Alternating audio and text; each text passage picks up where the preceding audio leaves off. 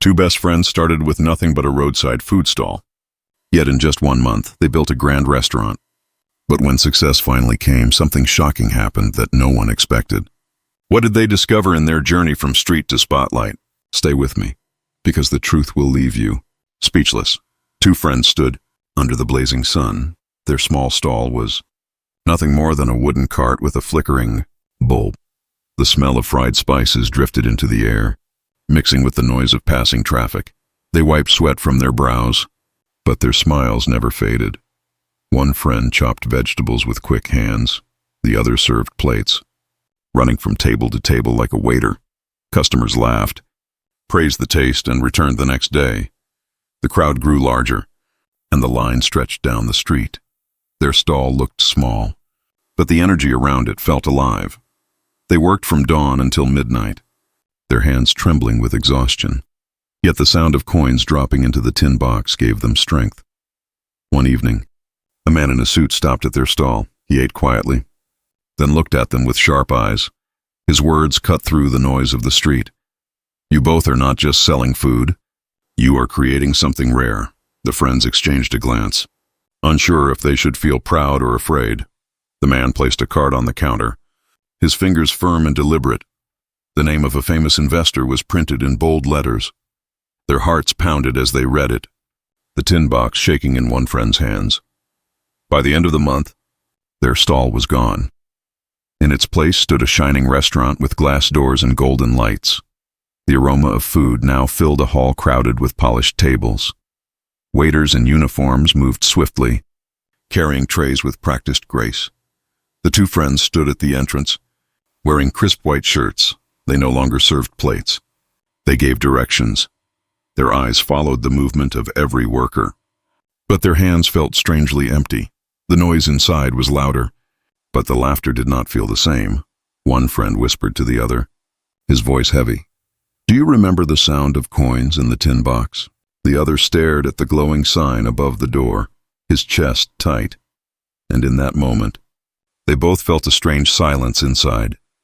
The silence grew heavier as the music of clinking glasses echoed around them. The tables were full, yet the warmth of the old wooden cart was missing. One friend walked into the kitchen, searching for the same smell of spices, but the air was filled with polished steel and mechanical sounds. The cooks moved like machines, their eyes fixed only on orders. He touched a shining counter and remembered the rough wood they once scrubbed every night. His chest tightened. As he turned to see his friend watching from the doorway, both of them stood there, surrounded by success that felt strangely cold. The crowd outside cheered at the grand opening, but their hearts felt quiet. One friend spoke, his words soft and unsteady. "Everything is bigger now, but why does it feel smaller inside us?" The other nodded slowly, his hands trembling as he reached for the investor's card tucked in his pocket. It felt heavier than the tin box ever had. He pressed the card between his fingers until it bent. Memories of long nights at the stall rushed back to him. Sitcom, laughter of strangers waiting in line, the flickering bulb swinging in the wind, the sound of sizzling oil that drowned out the noise of the street.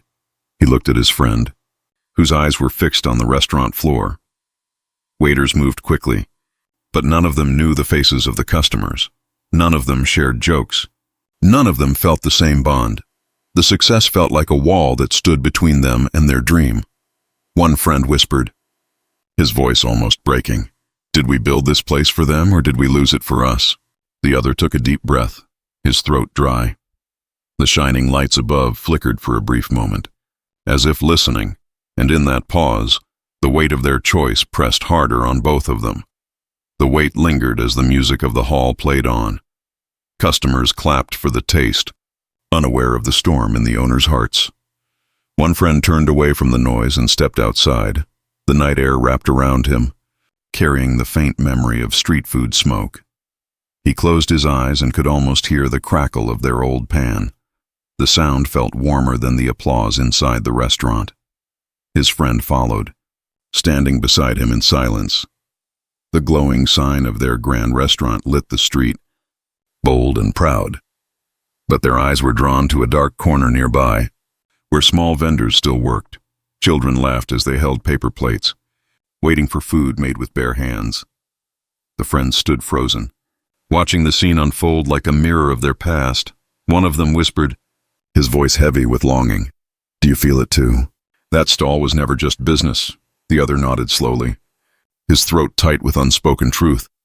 And for the first time since their rise, they both feared what they might have left behind. The fear clung to them as the streetlight flickered overhead. They watched the vendor flip bread on a rusty pan, his hands moving with care. Every gesture carried the same love they once poured into their food. The sight pierced them deeper than any applause ever could.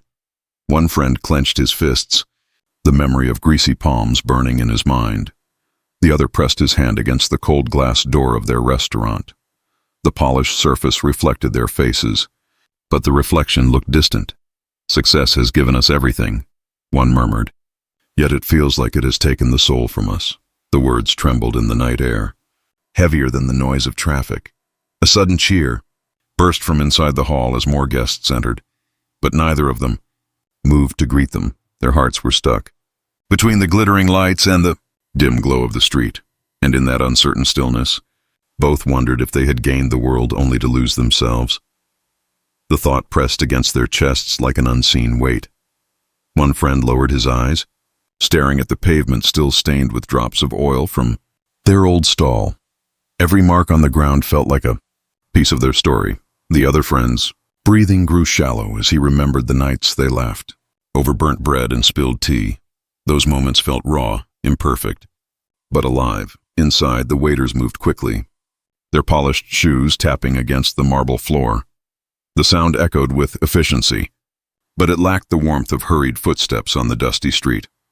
One friend whispered again, his voice almost lost to the noise of traffic, "What if the heart of our dream never belonged in glass walls?"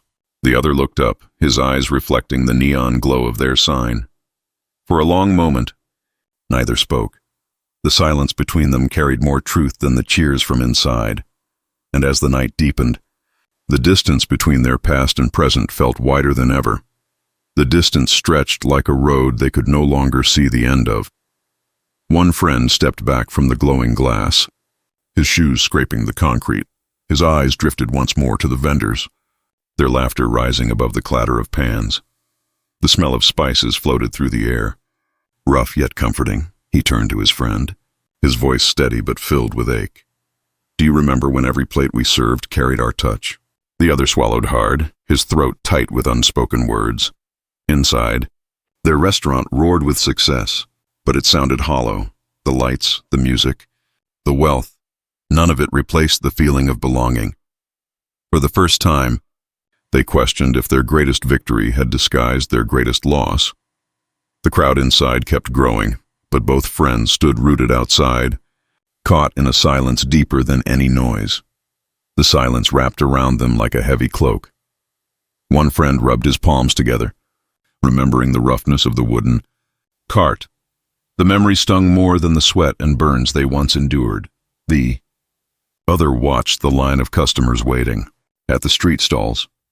Each person smiled as food was served with bare, tired hands. It was the same joy they once carried, now replaced by polished menus and rehearsed greetings.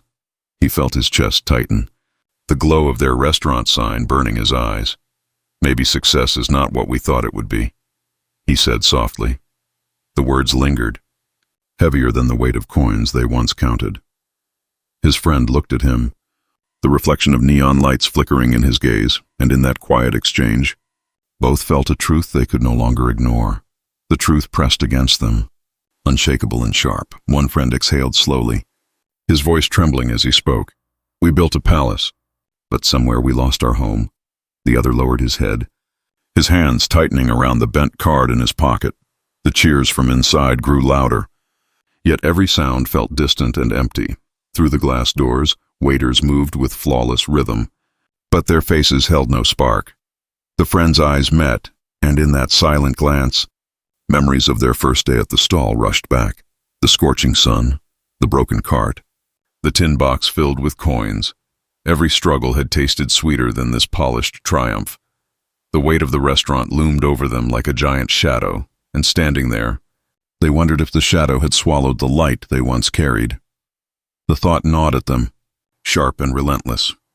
One friend stepped closer to the street, his shoes brushing against the curb, the noise of vendors calling out. The sizzle of pans, the laughter of children, it all felt alive.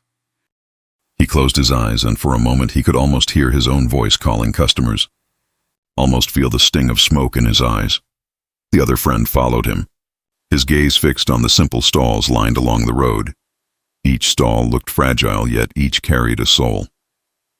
He spoke softly, his words breaking in the night air. What if success without soul is nothing but a hollow shell? The first friend nodded, his heart pounding as if answering the question itself. Behind them, the restaurant gleamed brighter, its lights reaching high into the night sky. But in that brightness, they felt only darkness inside. And in the depth of that moment, both knew they stood at the edge of a choice that could change everything again. The choice hovered between them, silent but heavy. One friend's fingers brushed against the handle of the glass door, cold and unfeeling. The other's eyes stayed locked on the stalls, glowing dimly under weak bulbs, yet burning with warmth. A gust of night air carried the scent of fresh bread mixed with spice, and it struck them harder than the fragrance of their own grand kitchen. He whispered, almost afraid of his own words. Maybe we are standing in the wrong place. The other inhaled deeply, his chest rising and falling like a storm was trapped inside. Every cheer, every clink of glass from the restaurant grew fainter in his ears. The sound of sizzling oil, though far away, grew louder in his mind. And in that contrast, their hearts leaned toward the memory that had never stopped calling. Their hearts beat faster, as if urging them forward. One friend turned fully toward the street, his shadow stretching across the pavement. He felt the pull of something deeper than profit, something that lived in the smell of smoke and spice. The other hesitated, his hand still resting on the cold glass door. The reflection of his face stared back at him, proud yet empty. He closed his eyes, and for a moment, he saw himself as he once was, sleeves rolled, apron stained, laughter spilling as coins clattered into the tin box. The memory cut through him sharper than the shine of marble floors. Slowly, he let go of the door handle. The weight of success felt lighter the instant his hand dropped away. Their eyes met once more, and without a word, they began walking toward the stalls. The night seemed to welcome them as they stepped off the curb. Each stride carried the echo of the past. Steady and certain, the glow of the stalls grew brighter with every step, though their lights were dim compared to the grand restaurant behind them. Children laughed, their voices rising above the crackle of oil in shallow pans. Vendors shouted, their calls rough yet full of life. One friend's chest loosened, the tightness fading as the scent of frying dough filled his lungs. The other felt his shoulders lighten, as though the silence that had haunted him was finally lifting. They stopped a few feet from a stall, watching the vendor serve food with tired hands but a genuine smile. It was the same smile they once wore, the same spark they had lost, and in that moment, both friends knew they were closer to themselves than they had been in weeks. The vendor noticed them standing and offered a nod, his hands never pausing in motion. Plates clattered, coins jingled, and laughter spilled into the night. The rhythm was messy, imperfect but alive. One friend felt a rush in his chest, like the first day they had served their own dish. The other's eyes glistened, memories flooding him with every sound. They stood silently, breathing in the smoke and spice as if it were air they had been starving for. The restaurant behind them still gleamed, its neon sign slicing through the dark, but its light no longer pulled at them. It pushed them further away. One friend whispered, his voice steady now, "This is where the soul of food lives." The other nodded, his lips curving into the first real smile he had felt in days, and together they stepped closer to the stall, as if walking back into the heart they had once left behind. The warmth of the stall's fire brushed against their faces. For a moment, it felt like time had folded, pulling them back to their own cart, the clinking of utensils, the sharp hiss of oil, the rough wooden counter. It all stirred something deep inside them. One friend rested his hand on the edge of the stall, the heat seeping into his skin. He remembered how that same warmth once burned his palms, yet filled him with pride. The vendor handed a plate to a customer, smiling with tired but honest eyes. That smile struck them harder than any applause ever had. The other friend leaned closer, his voice low but certain. We may own a restaurant, but here we owned ourselves. The words settled between them, heavier than gold, clearer than glass. And as they stood there, the noise of the grand hall behind them faded into nothingness. The two friends lingered by the stall, the smoke rising gently into the night. Their eyes carried both the weight of what they had built and the clarity of what they had lost. For a long moment, neither spoke. Then one friend placed a hand on the other's shoulder, his touch steady and firm. "We do not need to choose between the dream and the soul," he said softly. "We can bring the heart of this stall back into our restaurant." The other felt his chest lift, the silence inside him breaking at last. Their grand doors and shining lights did not have to erase the spirit of the wooden cart. It could live again, if they chose to carry it forward. Both smiled, not with pride, but with peace. As they walked back toward the glowing sign of their restaurant, the night air felt lighter, almost like an old friend walking beside them. And in that moment, they knew success would mean nothing unless it carried the warmth of where they began.